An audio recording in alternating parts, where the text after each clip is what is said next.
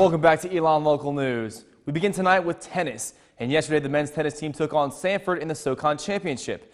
The game came down to the final match between Elon's Cameron Silverman and Sanford's Zuck Dunkel. Silverman lost the first set 6-4, but managed to battle back and take the second set 7-5. However, when it came down to the wire, Dunkel would rally in the final set and win the third set by a final score of 7-5 and lead Sanford to a victory over Elon. A very disappointing loss for the Phoenix as they hang their heads in defeat. They would finish the season with a final record of 17-8. The Elon baseball team took on Wofford this weekend in a 3-game series. Friday's game was postponed due to the weather, which meant the team would play a doubleheader on Saturday. The team split the 2 games against the Terriers. Elon won the first game 15-5, but then lost later 5-11. On Sunday, Elon took the series with a 14-3 victory. Kyle Webb pitched 8 strong innings of a 2-run ball game while racking up 6 strikeouts, and Ryan Kinsella would get his 16th home run of the year, leading the SoCon. Meanwhile, Sebastian Gomez tallied 4 hits and 4 RBIs. The team will now travel to East Carolina, where they will face the Pirates for a 3-game series starting on tomorrow. Meanwhile, the Elon softball team battled the Sanford Bulldogs from Birmingham, Alabama this past weekend. In the doubleheader matchup on Saturday, the Bulldogs shut out the Phoenix in the first game by a score of 10-0. But the Phoenix would quickly rebound to take the second game 2-0. However, luck would not be on Elon's side in the final game, as the Phoenix only racked up 1 hit in the afternoon, falling to the Bulldogs by a final score of 2-0.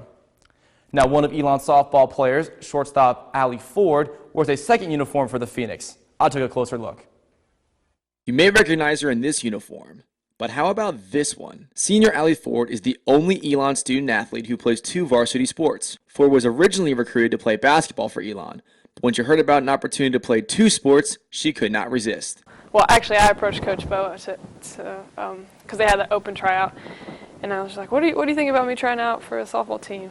And she was like, "Well, we have a tryout on the 24th, so I'll see you there." Playing 2 varsity sports does take its toll, but Ford found a way to balance both her athletics and her academics. Time management is extremely important, and just making sure you get everything done and making sure you set aside time to get things done. Over the past 4 years, Ford has received numerous awards and broken several school and conference records, but she doesn't expect her records to last very long. I think that's pretty much the main thing with all those records and things you talk about is, kind of setting the bar a little higher so that someone else, has the opportunity or puts them in the place to one day break it. Ford's story may motivate other athletes to compete in 2 sports, but she advises those students to be ready for the level of commitment and dedication.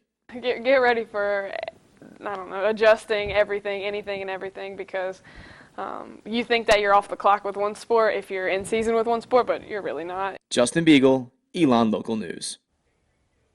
That's all we have for sports. Guys, back to you at the desk.